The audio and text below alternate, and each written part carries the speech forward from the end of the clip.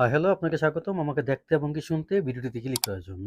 কথা বলবো যে বিষয় নিয়ে ভিডিও টাইটেল থাম্বনেল দেখে বুঝতে পারছেন। সাকিব খানের 'বরবাদ' মুভির মোশন গ্রাফি বলতে পারেন বা পোস্টার বলতে পারেন, যে যেটাই বলেন, আ গেছে কালকে রিলিজ হলো আনুষ্ঠানিকভাবে। এই ব্যাপারটা খুবই ভাল লাগছে। বাংলাদেশে এই ১ম কোনো একটা মোশন গ্রাফি রিলিজ করলো, তাও আবার খুব আনুষ্ঠানিকভাবে। সেখানে সাকিব খান কি বলছেন, আই থিংক যারা সাকিবিয়ান আছেন তারা অবশ্যই জানেন বা আ এটা অবগত। ইভেন এই মোশন গ্রাফি ভিডিওটা কয়েক সেকেন্ডের এই ভিডিওটা সাকিব খানের তার ভেরিফাই পেইজে পোস্ট করছে ১০ থেকে ১২ মিনিটের মধ্যে ১০০ কে প্লাস ভিউজ। অলরেডি হয়তোবা মিলিয়ন ভিউজ ক্রস করছে। তো বাংলাদেশে এই ১ম মোশন গ্রাফি পোস্টার কি আসছে বিষয়, যাই হোক। এখন এটা নিয়ে অনেকের অনেক টাইপ কথা আছে, আমার নিজেরও কথা আছে। এই মোশন গ্রাফিটাতে অনেক কিছুই ঘাটতি ছিল, কমতি ছিল। যেহেতু এখানে মোটামুটি ভালো একটা সময় নিছে আ মেহেদী হাসান ভাই, সে জায়গা থেকে এর চেয়ে বেটার কিছু হইতে পারত। ব্যাপারটা এরকমও হইতে পারত যে মোশন গ্রাফিতে আপনার অ্যানিমেশনের যে ব্যাপারটা, এটা যদি অ্যানিমেশন পর্যন্ত ঠিক রাখতো তাইলে হয়তো কি আপনার এখানে ভুল ত্রুটি ধরা বা বলা, এটা নিয়ে কেউ কিছু বলত না। আমাদের বাংলাদেশে মোটামুটি ভালোই চিনেন যারা সিনি ব্রোস। উনি এটা নিয়ে কমপ্লেইন করছে।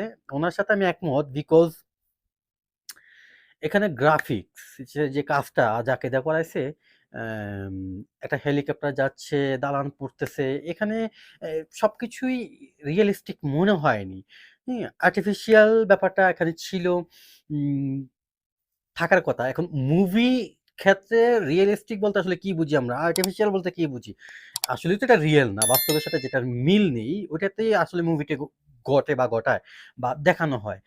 তবে আমরা অনেক উন্নত হইছি, অনেক আগাইছি, অনেক কিছুই বলতেছি, অনেক কিছুই মানতেছি।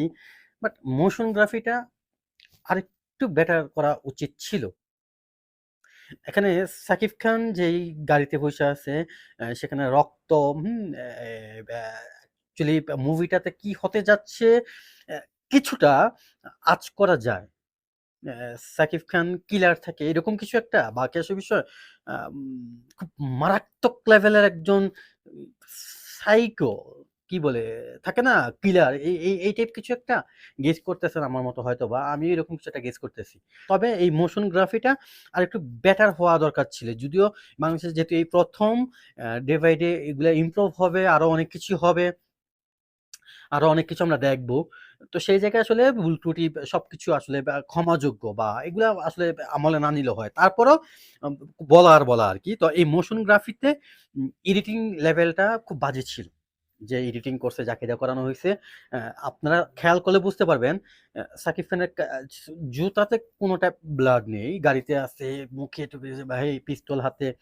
পিস্তলের জায়গায় সিনে ব্রোসের ভাই যে উনি বলছিল যে পিস্তলের জায়গায় যদি একটা রান্দা থাকতো বা চাপাতি বা ক্যাশো বিষয়, ব্যাপারটা আরেকটু আম ফুটে উঠতো। ব্যাপারটা আসলেই এই মোশন গ্রাফিতে সাকিব খানকে যেভাবে দেখানো হইছে, রক্তাক্ত গাড়ি, তা তার পুরা শরীর, ফেইস, তো সেই জায়গায় পিস্তলের কারসাজিটা আসলে কি?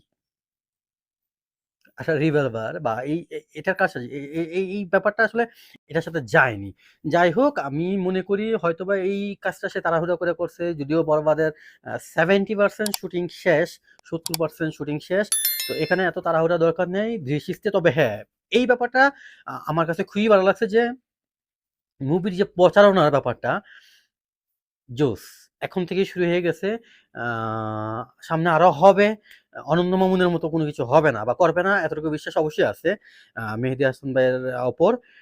আমি আরেকটা এক্সাম্পল টানি এখানে। ইন্ডিয়াতে 'খাদান' ছবিটা, এই ছবিটার প্রচারণা নায়ক এবং নায়িকা কিভাবে করতেছে, জাস্ট লেভেলটা দেখেন।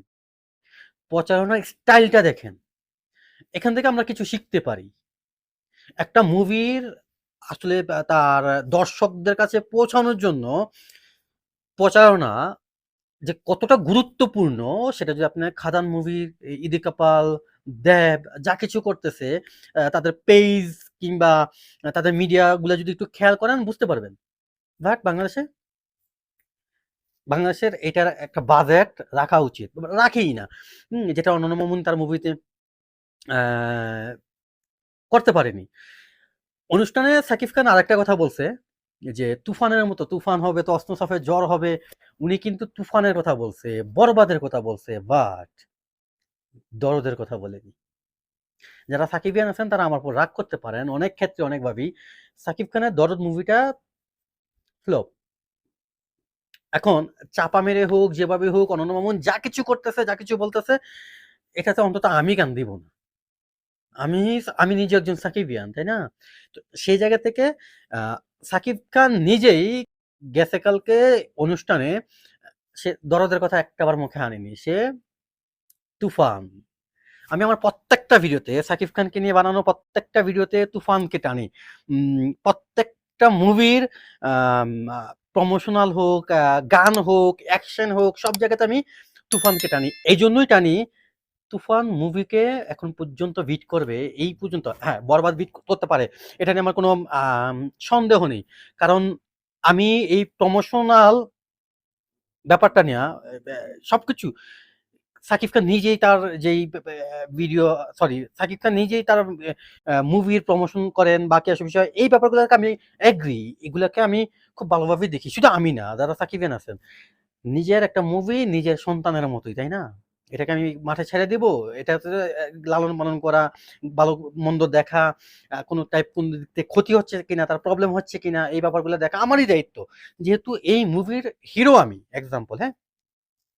তো সেই জায়গা থেকে সাকিব খান যখন মুভির গল্প শুনছে, সে বলছে, "এটার প্রযোজক কি পাইছো নাকি আমার নিজেই ইনভেস্ট করতে হবে?"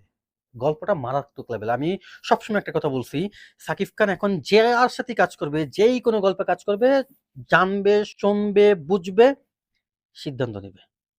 এখন সে যে কারো সাথে কাজ করবে না। এখন যে কারো আ গল্পে, যেকোনো গল্পে সে কাজ করবে না। এই ব্যাপারটা একদম ইজি এখন।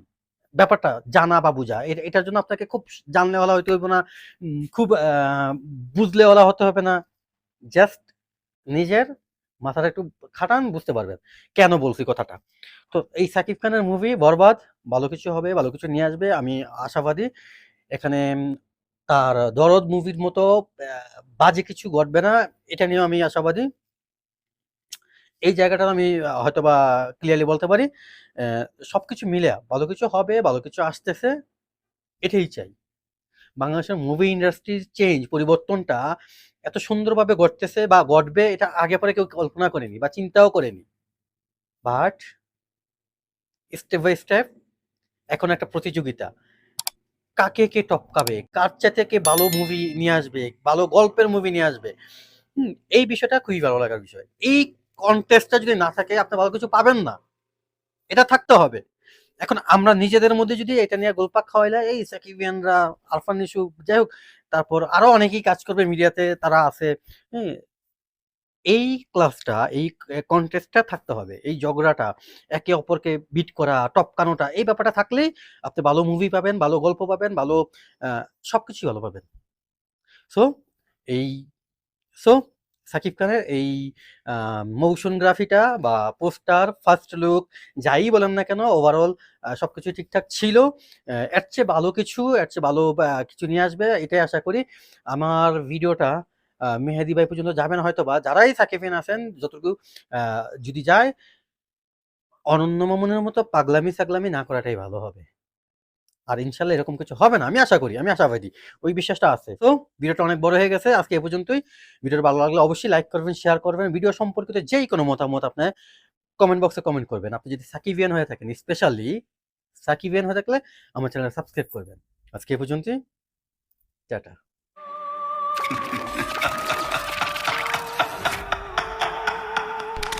আমি তাহলে জিতেই গেলাম।